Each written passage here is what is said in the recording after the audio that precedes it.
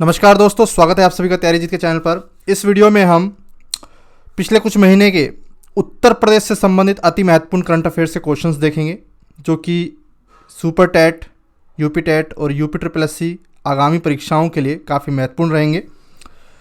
उत्तर प्रदेश के प्रश्नों की प्रधानता रहेगी करंट अफेयर के संदर्भ में, तो काफ़ी इंपॉर्टेंट वीडियो रहेगी ये, इसको मिस मत करिएगा। इसके अलावा अंतर्राष्ट्रीय खबरें भी हैं इसमें। चलिए शुरू करते हैं आज के इस वीडियो को। पहला प्रश्न आपके स्क्रीन पर है। हाल ही में परिवार नियोजन को लक्षित करते हुए किस राज्य ने खुशहाल परिवार दिवस हर महीने की 21 तारीख को मनाने का फैसला किया है? ऑप्शन है केरल, मध्य प्रदेश, उत्तर प्रदेश, बिहार। सही जवाब हो जाएगा ऑप्शन सी, उत्तर प्रदेश। पहला खुशहाल परिवार दिवस कब मनाया गया, यह प्रश्न बन सकता है। तो 21 नवंबर को। किस जनपद से शुरुआत की गई है, यह भी प्रश्न बन सकता है। अगला प्रश्न देखेंगे। परिवार नियोजन को अपनाने वाला प्रथम राष्ट्र भारत ही था, 1953। अगला प्रश्न देखते हैं। हाल ही में उत्तर प्रदेश सरकार द्वारा 21 दिसंबर को दूसरा खुशहाल परिवार दिवस का आरंभ किया गया। सबसे पहली बार 21 नवंबर को मनाया गया था। उसके बाद यह डिसाइड कर दिया गया है कि अब इस नए साल से हर माह की 21 तारीख को खुशहाल परिवार दिवस पूरे प्रदेश भर में मनाया जाएगा। परिवार नियोजन जिसका लक्ष्य है, इसका आरंभ योगी आदित्यनाथ द्वारा किस जनपद से किया गया? कानपुर, सिद्धार्थनगर, महोबा, बरेली, गोरखपुर। इसका सही जवाब हो जाएगा गोरखपुर। काफी इंपॉर्टेंट प्रश्न है, याद रखिएगा, गोरखपुर।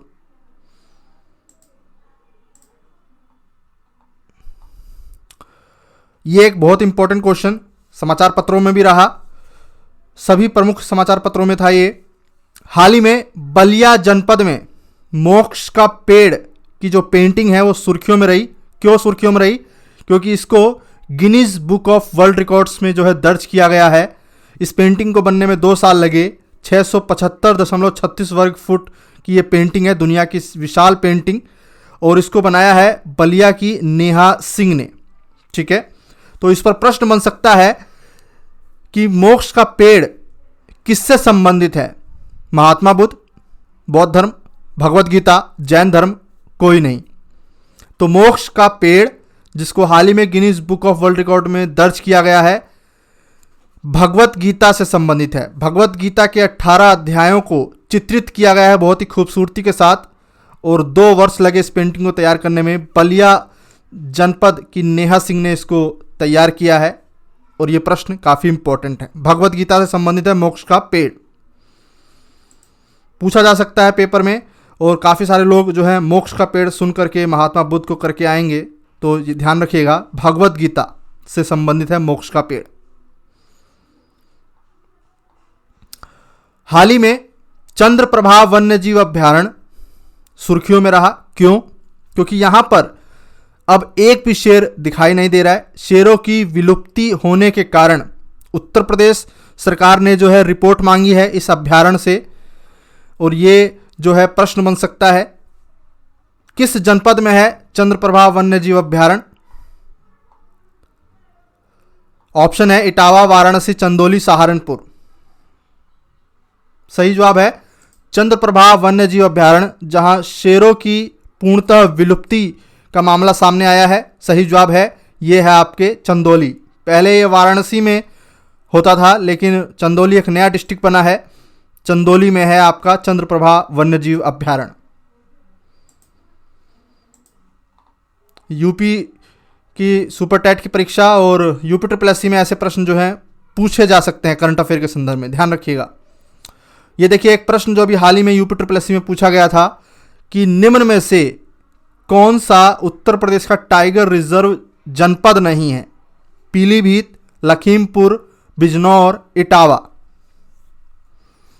सही जवाब क्या हो जाएगा? सही जवाब है पीलीभीत में टाइगर रिजर्व है, बिजनौर में अमनगढ़ टाइगर रिजर्व है, लखीमपुर खीरी में दुधवा टाइगर रिजर्व है, इटावा में लॉयन सफारी है। तो इटावा जो है जनपद नहीं है जहां पे टाइगर रिजर्व नहीं है। इसके अलावा कई बार राजा जी भी दे देता है, याद रखिएगा उत्तराखंड में चला गया है। पीलीभीत, लखीमपुर, बिजनौर। चौथा टाइगर रिजर्व जो प्रस्तावित है, ये एक प्रश्न जो है पूछा गया था, अभी प्रस्तावित है, बनना अभी बाकी है, तो ये चित्रकूट में बनेगा। चित्रकूट उत्तर प्रदेश के जनपद में। फिलहाल उत्तर प्रदेश में 3 टाइगर रिजर्व हैं, पीलीभीत, लखीमपुर खीरी और बिजनौर के अमनगढ़। ठीक है, दुधवा, पीलीभीत और अमनगढ़। ये एक इंपॉर्टेंट क्वेश्चन, बहुत ज्यादा इंपॉर्टेंट है। हाल ही में पर्यटन को प्रोत्साहन देने हेतु उत्तर प्रदेश सरकार द्वारा रामायण सर्किट परिपथ की घोषणा की गई है। अयोध्या में जो राम मंदिर बना उसके बाद जो है तभी से रामायण सर्किट पर काम हो रहा है और अब इसका ऑफिशियली अनाउंसमेंट कर दिया गया है। तो रामायण सर्किट परिपथ में किन जनपदों को शामिल किया गया है, इस तरह से ऑप्शन आपको आ सकता है। सही जवाब हो जाएगा ऑप्शन बी, अयोध्या, चित्रकूट और प्रयागराज। Option B. अगला प्रश्न देखिए, जिस तरह से रामायण सर्किट है उसी तरीके से बौद्ध सर्किट पर भी प्रश्न पूछा जा चुका है और इस पर भी काम चल रहा है पर्यटन के संदर्भ में। तो पर्यटन प्रोत्साहन हेतु उत्तर प्रदेश सरकार द्वारा बौद्ध सर्किट में किन जनपदों को शामिल किया गया है? ऑप्शन देख लीजिए ध्यान से। आपसे यह भी पूछा जा सकता है कि बौद्ध सर्किट में कौन सा जनपद शामिल नहीं है। 4 में से 3 एक तरफ दे देगा और 1 और दे देगा, तो पता होना चाहिए आपको रामायण सर्किट और बौद्ध सर्किट दोनों। सही जवाब हो जाएगा ऑप्शन बी, सारनाथ, कौशाम्बी जो काफ़ी महत्वपूर्ण स्थल है, फिर है श्रावस्ती, महापरिनिर्वाण स्थल कुशीनगर और फिर फर्रुखाबाद। ऑप्शन बी को जरा ध्यान से देख लीजिए, इसी क्रम में आएगा, प्रश्न बनने की संभावना है। हाल ही में अखबारों में मुकुंदपुर टाइगर सफारी चर्चा में रहा और मुकुंदपुर टाइगर रिजर्व ये किस राज्य में है? यहां पर 4 सफेद बाघों की मृत्यु हो चुकी है। प्रश्न यह भी बनता है कि भारत में किस राज्य के टाइगर रिजर्व में सफेद बाघ पाए जाते हैं? तो एकमात्र राज्य है वो मध्य प्रदेश। मुकुंदपुर टाइगर रिजर्व जो है वो मध्य प्रदेश, ध्यान रखिएगा। यहां पे अभी हाल ही में 4 सफेद बाघों की मृत्यु हुई है। हाल ही में उत्तर प्रदेश सरकार द्वारा कौशल सतरंग योजना का आरंभ किया गया है। इसका संबंध किससे है? प्रशिक्षित महिलाओं को स्वरोजगार देने से, कृषि में स्वरोजगार के अवसर को प्रोत्साहन देने से, या युवाओं को दक्षता के अनुसार रोजगार देने से। तो इसका सही जवाब है, लॉकडाउन में ये योजना शुरू की गई कौशल सतरंग। जो बाहर से लोग आए, प्रशिक्षित लोग जो आए, उनको उनकी दक्षता के अनुसार रोजगार जो देना आरंभ किया गया उत्तर प्रदेश सरकार द्वारा निजी एजेंसीज में, निजी प्राइवेट सेक्टर्स में। तो युवाओं को दक्षता के अनुसार रोजगार देने की योजना है कौशल सतरंग। पर्यावरण हितैषी green field mega leather park का निर्माण उत्तर प्रदेश के किस जनपद में हो रहा है? ये प्रश्न जो है आपसे पूछा जा सकता है। प्रीवियस ईयर्स में एक प्रश्न बार बार पूछा जाता रहा है कि प्रदेश का प्रथम लेदर पार्क कहाँ स्थित है? तो उन्नाव में। सही जवाब हो जाएगा उन्नाव। लेकिन green field mega leather park, जहां पर वेस्ट मटेरियल को नदी में ना बहाकर किसी अन्य तरीके से पर्यावरण हितैषी के रूप में प्रयुक्त किया जाएगा, तो इसका पहला green field mega leather park Kanpur में बन रहा है। ध्यान रखिएगा, प्रदेश का प्रथम लेदर पार्क कहाँ है? उन्नाव। और green field mega leather park कहाँ बन रहा है? अभी लेटेस्ट करंट है कानपुर। उन्नाव, कानपुर और आगरा तीनों ही जनपद चमड़ा उद्योग के लिए जाने जाते हैं। कानपुर को पूर्व का मैनचेस्टर भी कहा जाता है।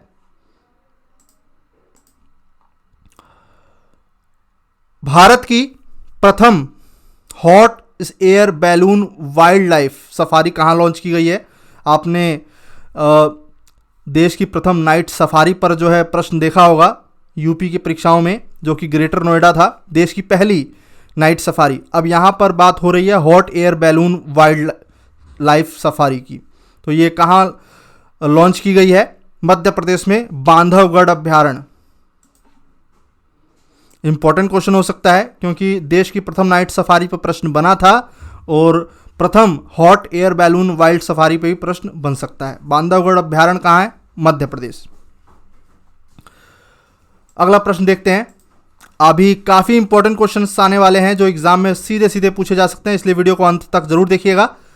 हाल ही में 5 जनवरी 2021 को प्रधानमंत्री द्वारा कोच्चि बेंगलुरु प्राकृतिक गैस पाइपलाइन का उद्घाटन किया गया। इस पाइपलाइन की कुल लंबाई कितनी है? सही जवाब है 450 किलोमीटर। 450 किलोमीटर। इस वीडियो का सबसे महत्वपूर्ण क्वेश्चन अभी आने बाकी हैं दोस्तों। अपकमिंग एग्जाम्स में, आने वाले एग्जाम्स में अमेरिका से जुड़ा हुआ एक ना एक प्रश्न जरूर पूछा जा सकता है क्योंकि अमेरिका में भी हाल ही में चुनाव हुए हैं। तो पहला प्रश्न देखिए, हाल ही में अमेरिका की प्रतिनिधि सभा का स्पीकर किसे चुना गया है? जिस तरीके से हमारे देश में लोकसभा का स्पीकर होता है, अभी फिलहाल वर्तमान में ओम बिरला जी हैं, उसी तरीके से अमेरिका के स्पीकर को चुना गया है। डेमोक्रेटिक पार्टी की है वो। कौन है? सही जवाब क्या है? Nancy Pelosi. Nancy Pelosi. इसके अलावा ये मोस्ट इंपॉर्टेंट क्वेश्चन रहेगा आपके एग्जाम्स के लिए, times person of the year 2020 दो व्यक्तियों को दिया गया है। जोई बाइडेन अमेरिका के राष्ट्रपति बने हैं, कमला हैरिस, संयुक्त रूप से इन दोनों को याद रखिएगा, दो व्यक्तियों को दिया गया है times person of the year. और ये परीक्षाओं की दृष्टि से बहुत ही महत्वपूर्ण प्रश्न है। Times person of the year जोई बाइडेन और कमला हैरिस। हाल ही में जोई बाइडेन अमेरिका के चुनावों को जीत चुके हैं और इस साल 20 जनवरी को ये राष्ट्रपति के रूप में शपथ ग्रहण करेंगे। इनका क्रम संख्या क्या रहेगा? मोस्ट इंपॉर्टेंट क्वेश्चन जो अपकमिंग एग्जाम्स के लिए, 42वें, 44वें, 45वें या 46वें? तो ये रट लीजिए इसको, श्योर क्वेश्चंस की श्रेणी में 46वें राष्ट्रपति बनेंगे जोई बाइडेन 20 जनवरी को। डेट भी याद रखिएगा, यूपी में डेट्स पे भी प्रश्न बनते हैं, जैसे कि बेटी बचाओ बेटी पढ़ाओ आंदोलन पे डायरेक्ट जो है डेट पूछी जाती है, ठीक उसी तरीके से कुछ ऐसे क्वेश्चंस होते हैं, काफ़ी महत्वपूर्ण घटनाएं होती हैं जो तिथि से जुड़ी हुई हो, जैसे कि सर्जिकल स्ट्राइक की डेट पूछ ली गई थी पेपर में। ठीक इसी तरीके से जो विश्व की महत्वपूर्ण घटनाएं जिस दिन घटित होती हैं वो इंपॉर्टेंट डेट्स भी आपको याद रखनी है। 20 जनवरी को शपथ लेंगे वो जोई Biden, times person of the year भी हैं कमला हैरिस के साथ संयुक्त रूप से, 46वें अमेरिकी राष्ट्रपति बन गए हैं। अगला प्रश्न देखते हैं।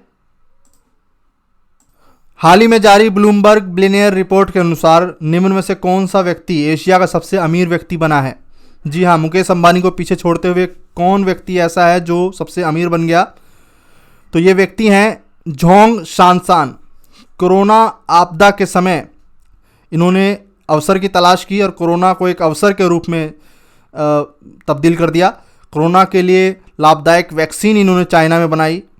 बोतल बंद जो है प्लास्टिक्स का जो है निर्माण इन्होंने काफ़ी बड़ी मात्रा में कर दिया और वैक्सीन्स प्रमुखता इसके लिए इनको जो है काफ़ी लाभदायक स्थिति में लेके आ गया और ये बहुत ही ज़्यादा इन्होंने जो है पिछले एक साल में पैसे अर्न कर लिए।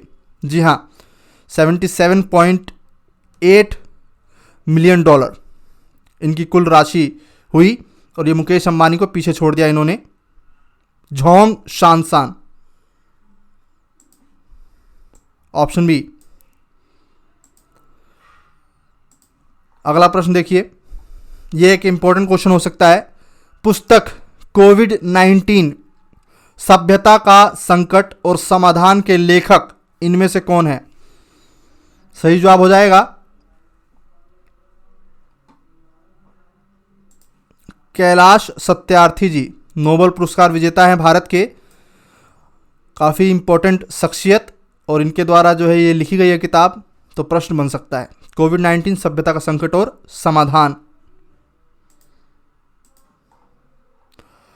हाल ही में the hitman Rohit Sharma story नाम से पुस्तक किसने लिखी है?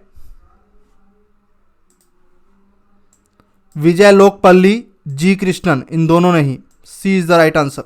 दोनों ने मिलकर के ये किताब लिखी है ये एक इंपॉर्टेंट क्वेश्चन। हाल ही में किसे लोकसभा का नया महासचिव नियुक्त किया गया है? उत्पल कुमार सिंह। उत्पल कुमार सिंह। इसके अलावा हाल ही में बिहार विधानसभा चुनाव के नतीजे आए, इसके बाद जो है एक नया अध्यक्ष बिहार विधानसभा का किसे बनाया गया है? तो विजय सिन्हा को। इंपॉर्टेंट क्वेश्चन है अपकमिंग एग्जाम्स के लिए। विजय सिन्हा नए अध्यक्ष बने हैं बिहार विधानसभा के। हाल ही में राष्ट्रीय डेयरी विकास बोर्ड के नए अध्यक्ष की नियुक्ति की गई है, कौन बने हैं? तो ये आईएएस अधिकारी हैं वर्षा जोशी। इसके अलावा मोस्ट इंपॉर्टेंट क्वेश्चन, हाल ही में अंतर्राष्ट्रीय संगठन यूनेस्को में भारत के लिए स्थायी प्रतिनिधि कौन बने हैं? विशाल वी शर्मा। विशाल वी शर्मा, याद रखिएगा, इंपॉर्टेंट क्वेश्चन है। यूनेस्को एक बहुत इंपॉर्टेंट अंतर्राष्ट्रीय संगठन है जो कि बच्चों के लिए और महिलाओं के लिए कार्य करता है। हाल ही में इलाहाबाद विश्वविद्यालय की पहली महिला कुलपति कौन बन गई हैं? इलाहाबाद विश्वविद्यालय की पहली महिला कुलपति संगीता श्रीवास्तव। इंपॉर्टेंट क्वेश्चन रहेगा यूपी के एग्जाम्स के लिए। संगीता श्रीवास्तव। हाल ही में किस राज्य को भारत सरकार द्वारा, केंद्र सरकार द्वारा अंगदान हेतु लगातार 6वीं बार सर्वश्रेष्ठ राज्य का पुरस्कार से सम्मानित किया गया है? ये प्रीवियस ईयर का प्रश्न है, अभी फिर से करंट के रूप में आया है सामने। तो सही जवाब है तमिलनाडु। लगातार 6वीं बार अंगदान करने में प्रथम श्रेणी का राज्य रहा है। यह एक इंपॉर्टेंट क्वेश्चन हो सकता है। लैब में उत्पादित हुए मीट की बिक्री को मंजूरी देने वाला विश्व का प्रथम देश कौन बन गया है? यह इंपॉर्टेंट इसलिए है क्योंकि इसने एक नए विश्व की संकल्पना सबके सामने लेकर आया है। ये देश जिसमें बिना पशुओं को मारे हुए शुद्ध मीट का उत्पादन जो है लैब में किया गया है और इसकी बिक्री की मंजूरी भी दे दी है। तो लोगों को मांस भी मिलेगा और उस मांस हेतु किसी पशु की हत्या भी नहीं होगी। ऐसा करने वाला प्रथम राष्ट्र कौन बन गया है? बाकायदा इसकी बिक्री हो रही है मार्केट में। सही जवाब है सिंगापुर। क्वेश्चन इंपॉर्टेंट है, याद रखिएगा।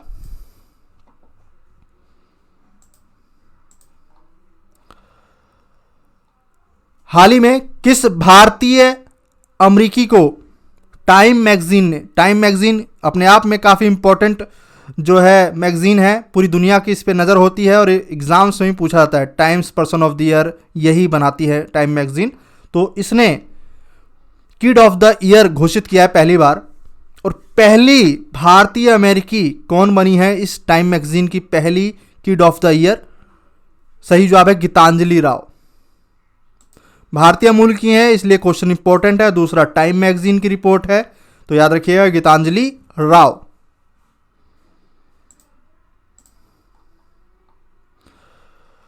हाल ही में फिट इंडिया मूवमेंट का ब्रांड एम्बेसडर किसे बनाया गया है?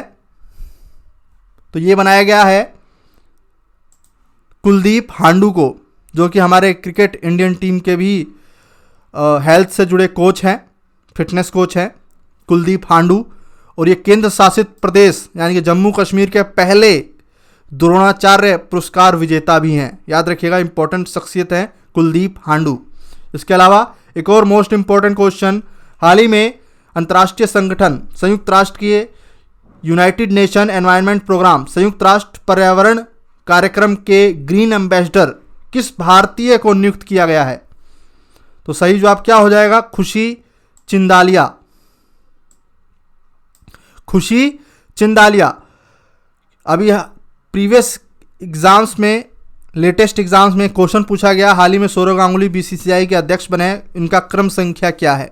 क्रम संख्या पूछ लिया एग्जाम में, तो याद रखिएगा सौरव गांगुली 39वें अध्यक्ष हैं। 39वें ये प्रश्न पूछा गया। मोस्ट इंपॉर्टेंट क्वेश्चन बहुत ज़्यादा, ग्लोबल टीचर प्राइज जिसको जीतने वाले को 7 करोड़ की राशि दी जाती है और यह पहली बार किसी भारतीय को दिया गया है। बहुत ज़्यादा इंपॉर्टेंट क्वेश्चन दोस्तों। हाल ही में वर्ष 2020 हेतु ग्लोबल टीचर प्राइज से किस भारतीय को सम्मानित किया गया?